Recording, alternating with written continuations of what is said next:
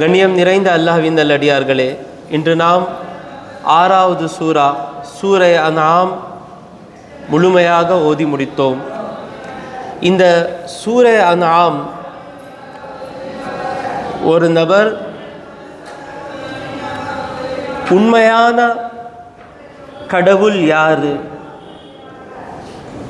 நேர்மையாக நீதியாக தெரிந்து கொள்ளலாம் என்று பார்த்தால் அவருக்கு இந்த சூரா ஆரம்பத்திலிருந்து அல்ஹம்துலில்லாஹில்லதி ஹலகஸ் ஸமாவாதி வல் அர்தா, எல்லாம் புகழ் எவன் வானங்களையும் பூமியை படைத்தானோ அவனுக்குன்னு சொல்லி ஆரம்பமாய் முடிகிறது பாருங்க.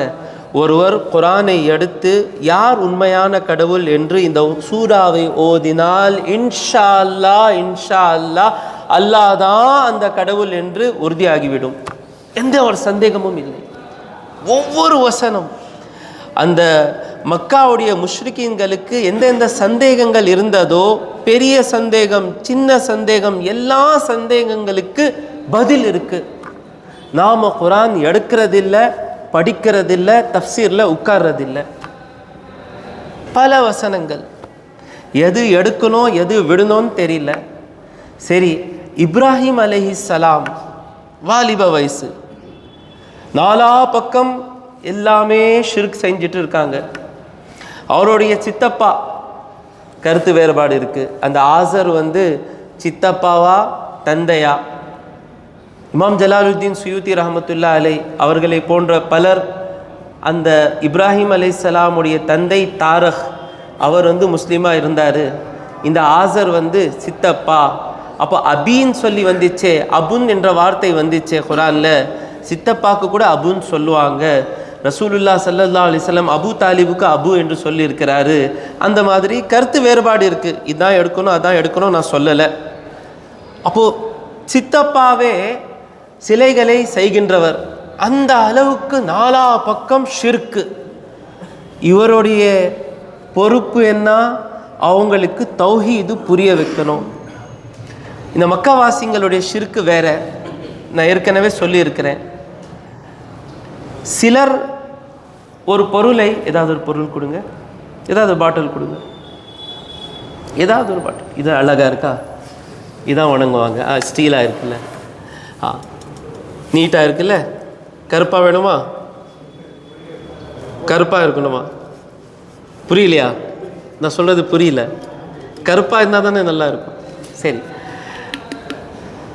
ஒரு சிலர் என்ன சொல்கிறாங்கன்னா, நான் இந்த பாட்டிலை வணங்கலைங்க, இந்த பாட்டிலை பார்த்தா எனக்கு சலாஹுத்தீன் பாயோட ஞாபகம் வருது, சலாஹுத்தீன் பாயை வணங்கணும்னு சொல்லி தான் இந்த பாட்டிலை வச்சு வணங்குறேன்னு சொல்லி சிலர் சொல்லுவாங்க. கடவுளோட இந்த பாட்டிலை நினைச்சா எனக்கு கடவுளோட ஞாபகம் வருது. சிலர் சொல்லுவாங்க இல்லை இந்த பாட்டில் தான் கடவுள். அப்போ இந்த மக்காவாசிங்க எப்படி இருந்தாங்கன்னா, இந்த பாட்டில் தான் கடவுள், இந்த பாட்டில் கடவுள், அந்த ஊருக்கு அந்த பாட்டில் கடவுள், அந்த ஊருக்கு போயிட்டோன்னு சொன்னால் இந்த பாட்டில் இல்லை வேற பாட்டில் கடவுள், நான் பாட்டில் தான் சொல்லிட்டு இருக்கேன். கேள்வி வரும் இல்லை, அந்த மாதிரிலாம் இருந்தாங்களா? நாம் எப்படி இருக்கிறோம் நான் சொல்கிறேன். அப்போது இப்ராஹிம் அலைஹிஸ்ஸலாமுடைய காலத்தில் பாட்டிலை கூட வணங்குறாங்க. பாட்டில்னால் பாட்டில் தெரிஞ்சுக்குங்க, ஏன்னா இது யூடியூப் எல்லாம் போகுது. நட்சத்திரத்தை வணங்குறவங்க கூட இருந்தாங்க, சந்திரத்தை வணங்கக்கூடியவர்கள் இருந்தாங்க, சூரியனை வணங்கக்கூடியவர்கள் இருந்தாங்க. இவங்களுக்கு புரிய வைக்கணும். அப்போ இப்ராஹிம் அலைஹிஸ்ஸலாம் என்ன செய்தார்? எல்லா நபர்களை கூப்பிட்டுட்டு போய்,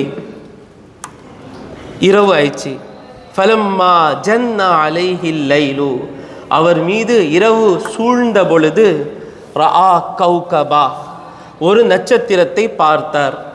அந்த நட்சத்திரம் என்ன? குர்ஆன்ல வரல, தஃப்சீரில் சொல்கிறாங்க முஷ்டரி என்ற நட்சத்திரம், ஜொஹ்ரா என்ற நட்சத்திரம். அந்த காலத்தில் நட்சத்திரங்களில் ஒரு எஃபெக்ட் இருக்குது, ஒரு தாக்கம் இருக்குது. இந்த நட்சத்திரம் இந்த இரவில் வந்துச்சுன்னு சொன்னால் இப்படி நடக்கும் அப்படி நடக்கும்னு சொல்லி அந்த கால்குலேஷன் பண்ணுவாங்க, கணக்கு எடுப்பாங்க. அப்போது அந்த முஷ்டரி என்ற நட்சத்திரம் பெரிய நட்சத்திரம், அது வந்துச்சுன்னா நல்ல காரியங்கள் எல்லாம் நடக்கும்னு சொல்லி நினச்சிட்டு இருப்பாங்க. அப்போ இப்ராஹிம் அலைஹிஸ்ஸலாம் ரஆ கௌகபா, நட்சத்திரத்தை பார்த்தார். காலா, அவர் சொன்னார், ஹாதா ரப்பி, இது என்னை படைத்து ஆள்பவன். இப்ராஹிம் அலைஹிஸ்ஸலாம் அவருக்கு தௌஹீத் தெரியாதா?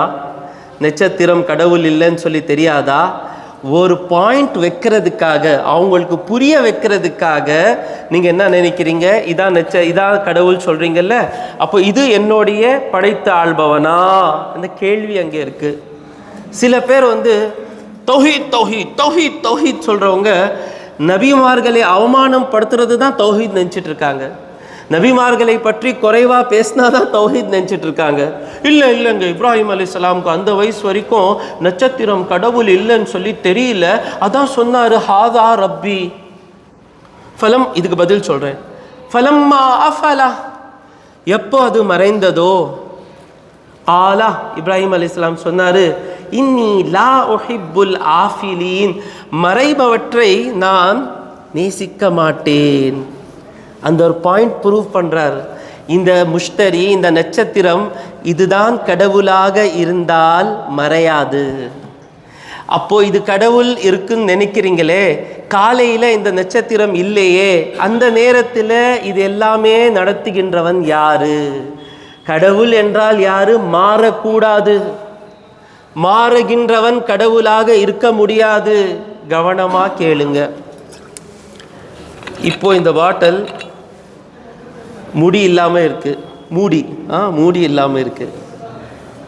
இப்போ மாறிச்சு, மூடி வந்துச்சு. மூடி தானுங்க ढक्कन. क्या हजरत इतना नखरे. மாறக்கூடியது கடவுள் இல்லை. இப்போ இது நான் கடவுள் சொன்னால் இது மாறிச்சு. அப்போ இதுவும் கடவுள் சொன்னால் இது இல்லாமலேயே இது கடவுளாக இருக்க முடியுது. அப்போது இது தேவையில்லை. அப்போ இதோட இது கடவுளாக இருந்ததுன்னு சொன்னால் தேவையில்லாத ஒன்று கடவுளாக ஆகிடும். புரியுதா? புரியலையா? பாட்டில் எடுங்க அது, வேறு ஏதாவது கொடுங்க அது. 7 5க்கு கடவுள் நினச்சிட்ருக்கோம் நாம். இப்போ 5 7ஆக மாறிச்சு. அப்போ என்ன? இப்போ 7 கடவுள் சொன்னால் இதுக்கு முன்னாலே கடவுள் முழுமையாக இல்லை.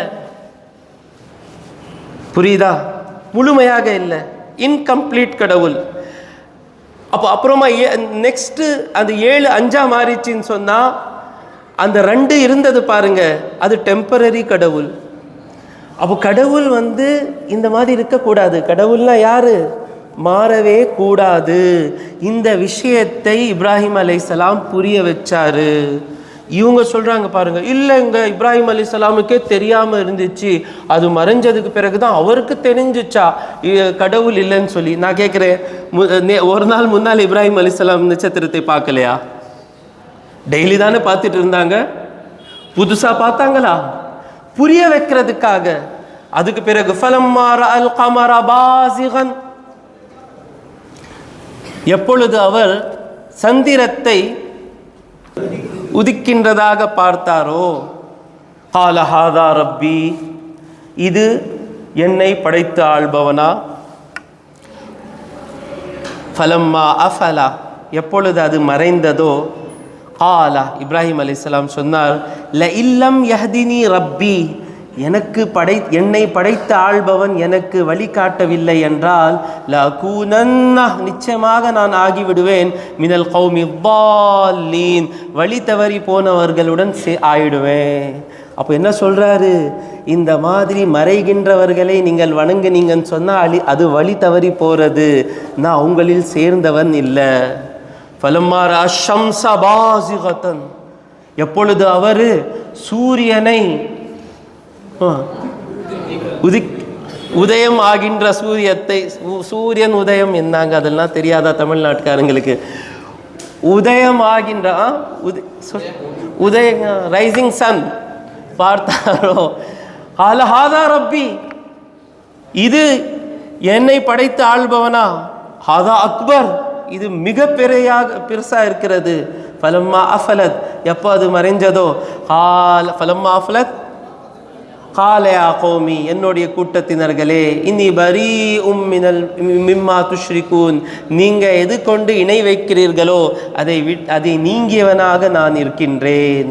3 நட்சத்திரமோ கடவுள் இல்லை, சந்திரமோ கடவுள் இல்லை, சூரியனுமோ கடவுள் இல்லை, நீங்கள் எதெல்லாம் பாட்டில் பார்த்து இது பார்த்து அது பார்த்து எல்லாம் வணங்குறீங்களோ அதை விட பெருசு இது மூணுமே. இது எல்லாமே கடவுள் இல்லை என்றால் அப்போ கேட்டாங்க, உன்னுடைய கடவுள் யாரு? இன்னி, நிச்சயமாக நான், வஜ்ஜஹது வஜ்ஹிய லில்லதி ஃபதரஸ் ஸமாவாதி வல் அர்தா, வானங்களையும் பூமியையும் எந்தவர் முன் உதாரணம் இல்லாமல் படைத்த ஒருவன் இருக்கின்றானே, அவன் பால் என்னுடைய முகத்தை நான் திருப்பிவிட்டேன். நான் வானத்தையும் பார்க்க மாட்டேன், நான் பூமியையும் பார்க்க மாட்டேன், நான் சந்திரத்தையும் பார்க்க மாட்டேன், நான் நட்சத்திரத்தையும் பார்க்க மாட்டேன்.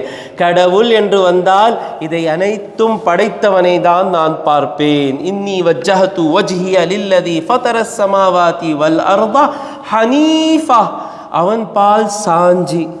ஹனீஃப் சொன்னால் கொஞ்சம் சாஞ்சிடுறது. சாஞ்சவன் மற்ற திசையில் திரும்ப மாட்டான். உண்மையின் பக்கம் சார்ந்தவன், அல்லாவின் பக்கம் சாய்ந்தவனுக்கு ஹனீஃப் என்று சொல்லாங்க. நான் இப்போ அல்லாவுடைய பக்கத்தில் ஆயிட்டேன், யாருமே எனக்கு திருப்ப முடியாது. ஒமா அனா மினல் முஷ்ரிகீன், நான் முஷ்ரிகீன்களிலிருந்து இல்லவே இல்லை. புரிஞ்சிச்சாங்க?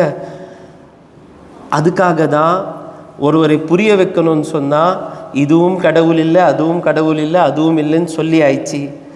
இதுக்கு பிறகும் அவங்க ஒத்துக்கிட்டாங்களா? வஹாஜஹு கௌமு, அவருடைய கூட்டத்தினர்கள் விவாதம் செஞ்சுட்டே இருந்தாங்க. ஏன்? மன இச்சை, லஸ்ட், காஹிஷ். யார் தன்னுடைய ஆசையை வணங்குறதுக்கு ஆரம்பிச்சிடுறானோ அவனால் நேர்வழி பெற முடியாது. அல்லாஹு அக்பர். இப்போது ஸல்லல்லாஹு அலைஹி வஸல்லம் அவர்கள் சொன்னார்கள், என்ன சொன்னாங்க? லஸ்து அக்ஷா அலைக்கும் அன் துஷ்ரிகு பாதி, எனக்கு பிறகு நீங்கள் ஷிர்க் செய்வீங்க அந்த அச்சம் எனக்கு இல்லை. அவருடைய ஸல்லல்லாஹு அலைஹி வஸல்லம் சொல்லி கொடுத்த லா இலாஹா இல்லல்லா, என் சமுதாயம் எனக்கு பிறகு ஷிர்க் செய்யும் இந்த அச்சம் எனக்கு இல்லை. ஏன்னா அவங்க நட்சத்திரத்தை பார்த்து பெருசாக நினச்சிக்கிட்டாங்க, சந்திரத்தை பார்த்து பெருசாக நினச்சிக்கிட்டாங்க, சூரியனை பார்த்து பெருசாக நினச்சிக்கிட்டாங்க. என்னுடைய உம்மத்துக்கு தெரியும், சந்திரத்தை விட பெரியவர் ஸல்லல்லாஹு அலைஹி வஸல்லம், சூரியனை விட பெரியவர் ஸல்லல்லாஹு அலைஹி வஸல்லம், நட்சத்திரத்தை விட பெரியவர் ஸல்லல்லாஹு அலைஹி வஸல்லம், முதல் வானத்தை விட பெரியவர் ஸல்லல்லாஹு அலைஹி வஸல்லம், 7 வானங்களை விட பெரியவர் ஸல்லல்லாஹு அலைஹி வஸல்லம், அர்ஷுக்கு மேலே சென்றவர் ஸல்லல்லாஹு அலைஹி வஸல்லம். ஸல்லல்லாஹு அலைஹி வஸல்லமே அபுதுஹு வ ரசூலுஹு, அவனுடைய அடியான் என்று சொன்னதற்கு பிறகு அவனுக்கு யாருமே ஸல்லல்லாஹு அலைஹி வஸல்லமை விட பெரியவன் தெரியாது அவன் கண்ணுக்கு. அப்போ அவன் ஸல்லல்லாஹு அலைஹி வஸல்லமை பார்த்ததுக்கு பிறகே ஷிர்க் செய்யலன்னு சொன்னா யாரை பார்த்து இந்த உம்மத் ஷிர்க் செய்ய போகுது? என்ன நடந்தாலும், குடிக்காரனாக இருந்தாலும் சரி, விபச்சாரம் செய்கிறவனாக இருந்தாலும் சரி, ஒரு பாவத்தை செய்ய மாட்டான். என்ன? ஷிர்க் எப்பவுமே செய்ய மாட்டான், பண்ணவே மாட்டான். பர்க்கத்துக்காக போவான், பர்க்கத் இருக்குன்னு சொல்லுவான். அல்லாஹ் இந்த இடத்துல பர்க்கத் வச்சிருக்கான், அல்லாஹ் இந்த இடத்துல பர்க்கத் வச்சிருக்கான், அந்த இடத்துல பர்க்கத் வச்சிருக்கான்னு சொல்லுவான். அவனுக்கு இங்கே எதுக்குப்பா போற, அல்லாவை விட்டுட்டு போறியா? இல்லை இல்லை, அல்லாவுடைய பர்க்கத்தை எடுக்கிறதுக்கு போவேன்னு சொல்லுவான். அவனுக்கு பார்த்து ஷிர்க்கு ஷிர்க்கு ஷிர்க்குன்னு சொல்லிடாதீங்க. யார் போறாங்களோ அவங்கள்ட்ட கேளுங்க, இங்கேப்பா போற, நீ ஷிர்க் பண்றதுக்காக போற? இல்லைங்க, அல்லாவுடைய பர்க்கத்தை எடுக்கிறதுக்காக போறீங்க. அப்போ அல்லாஹ் சஃபால போனா அல்லாவுடைய பர்க்கத் இருக்கு, அல்லாஹ் வச்சிருக்கான் பர்க்கத்து. ஹஜ்ர் அஸ்வதுக்கு முத்தமிட்டா அல்லாஹ் பர்க்கத்து வச்சிருக்கான், பர்க்கத்து எடுக்கிறதுக்கு தான் அவன் போறானே தவிர ஷிர்க் செய்யறதுக்கு போக மாட்டான். இப்போ ஒரு கேள்வி வரும், எந்த பாட்டில் என்னங்க? அவங்களுக்கு மக்காவுடைய முஷ்ரிக்கீன்கள் இருந்தாங்கல்ல, அவங்கள்ட்ட கேட்பாங்க, யார் பெரிய கடவுள்? அல்லாஹ்.